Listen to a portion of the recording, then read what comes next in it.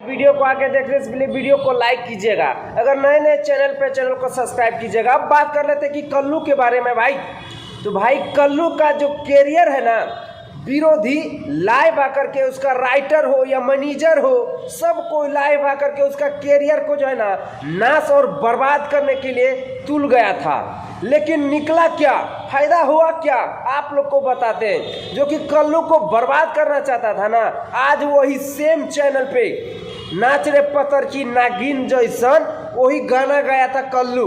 भाई विरोधी का जो इतना बड़ा रिकॉर्ड था ना, उस चखना चूर कर दिया कल्लू का सॉन्ग ने, नाच रे पत्थर की नागिन जैसन। तो कहाँ रहा यार तुम्हारा शान, कहाँ गया सम्मान, सब माटी में मिल गया। ये जो फालतूगिरी है ना, क्या बोलता है कि टेम्पो पे चढ़ने का औकात नहीं है, खुद पहले अपना गिरवान में झांक के देखो।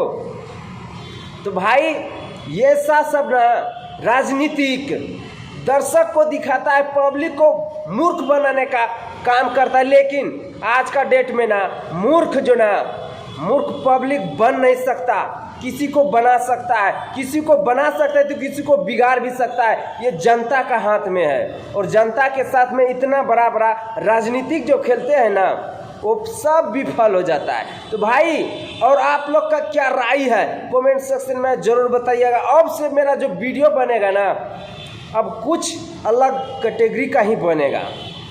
बहुत देख लिए हमने ऐसा बच्चा, ऐसा सहनशीलता जो है ना किसी में नहीं होगा, लेकिन अब से हमसे बर्दाश्त नहीं होगा भाई।